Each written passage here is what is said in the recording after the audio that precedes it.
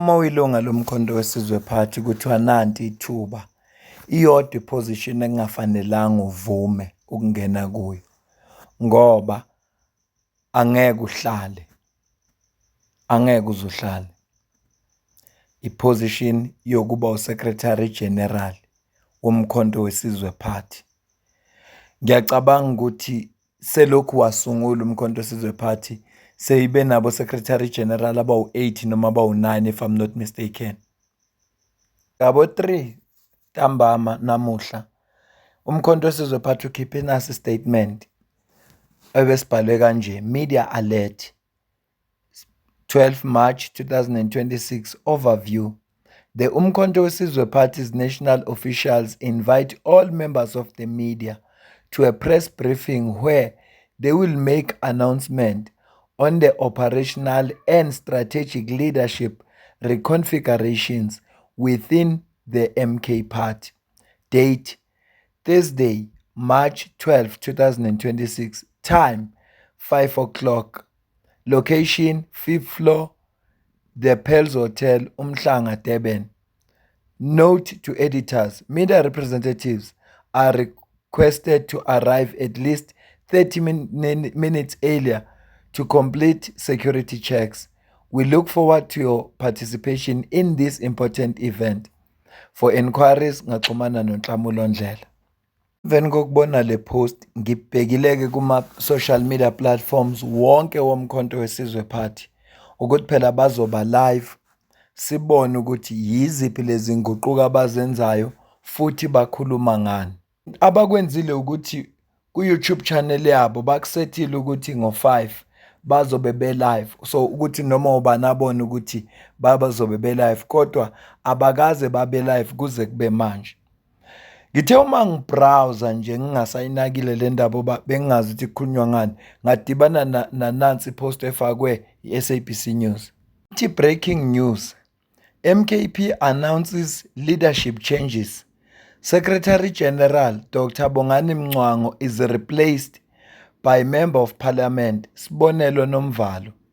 Head of Elections Bongani Baloyi also removed. Okwamanje lokho esikwaziyo ukuthi esikutshelwa i-SABC ukuthi uDr Mngcwango obe uSecretary General owangena emveni kokuphuma kukaFloyd kuleya position sebemreplaceile, ureplacewe uSibonelo Nomvalo. uSibonelo Nomvalo njengoba sikhuluma useParliament kwi-ad hoc committee, sikhuluma thina manje useParliament ad hoc committee. Angazi noma aware noma akekho aware, kodwa ngizwile uSikhosana ethi congratulations. Uyabona nje, angimazi noma ubemangala noma bekwenzakalani, kodwa into nje obonayo ukuthi nabo bayithola emoyeni, kodwa asikakatshelwa lutho. Bekungcono masizothola ivideo noma live wabo, kodwa mase sebekhethile bona ba-decide ukuthi bazoyenza ibe live le nkulumo, ngizokwazi ukuniqoqela yona ngiphinde nginilethele yona sizwe ukuthi kwenze njani, kwenzakalani, noma bona bathi it's a strategic move. Kuzo zonke izinto-ke basho njalo uma kususa umuntu, kodwa funeka sizwe ukuthi uma bekhipha Baloyi njengoba bekayi-head of ama-elections, useyaphi, ubani ozomreplace, ubani ozongena kuleyo position yakhe, useseyimember na uBaloyi yomkhonto wesizwe party, kwenzakalani. Ilokho kufuneka sikuzwe, sikwazi ukuzwa inkulumo ephelele, ngoba mawuthola i-breaking news kanje usuke ungazi ukuthi okuyikona kona okwenzakalayo yikuphi. Kodwa ngiyacabanga ukuthi umkhonto wesizwe party kufuneka uyilungise lento yabo. Akwazi ukuthi iqembu elingenawo ngisho 4 years selibe alinawo ngisho 4 years, uma kuphela lo nyaka ngeyi-16, uma kuphela lo nyaka lizobe lenzwe 3 years. Ngeyi-16 zikaDisemba 2026 lizobe lenzwe 3 years, kodwa selibe nabo Secretary General abawu-8. Angazi abo Treasurer General sebeke bangaki.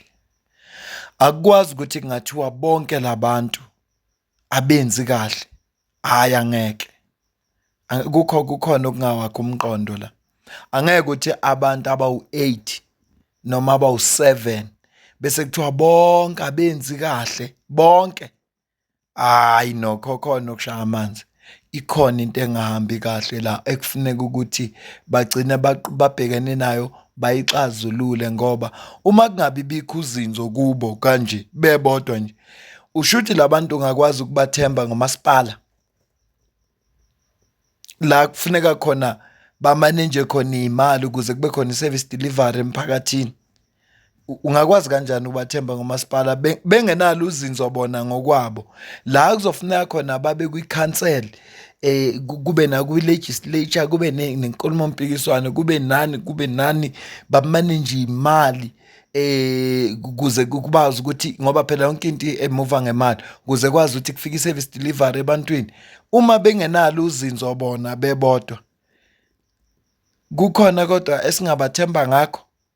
Ngiyabuza nje umbuzo nje ngiyazi-ke ukuthi abantu uma ukhuluma nge-political party yabo abayithandayo bavamisile ukuthi hhayi uyade-campaigning kodwa akusizi ukuthi unese into noma uyibone ukuthi hhayi lena ayineseki.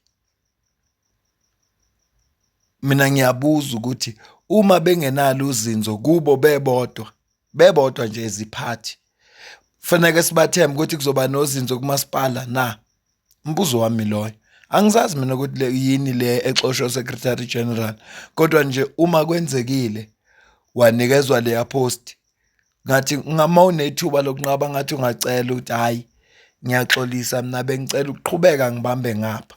Yabona nje kube ngiyakwazi ukululeka uNomvalo bengizothi bhuti umsebenzi wakho wenza kahle impela ukuze futhi ube negama elihle ngokwezepolitiki. Selokhu wasuka ku-ANC akunayo inkulumo ey'theni, awunandaba ezinegative ezaziwayo ngawe. Kodwa nje uma ufuna ukuba negama elihle, xolisa nje ubatshele hhayi qokani omunye umuntu. Uma ngabe bebona kanjani, ngamane baku-replace uba i-member of parliament ngoba awazi nokuthi uzohlala isikhathi esingakanani.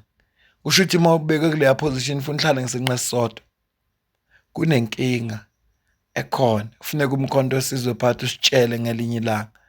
Akukwazi, ngeke.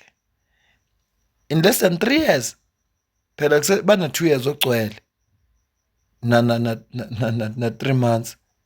This is the 3rd month. I-16 ayikashayi, okay. Yeah, bana-2 years 3 months be-exista as a party kodwa sebenabo Secretary General abawu-8. Ya ngiyibambe le video ngicela ukuze ukuphawula kwakho kodwa-ke imininingwane egcwele soyizwa kahle uma sebeyikhiphile ividiyo sakwazi ukuthola ukuthi okuyikona kona okwenzakalayo yikuphi ngoba kwamanje sisathola le breaking news ekhishwa i-SABC News ngoba bona abasigcinanga isethembiso sabo sokuthi bazoba live ukuze sizokwazi ukuthi sikuqonde okuyikona kona okwenzakalayo. Mina nawe asidibane kwividiyo elandelayo.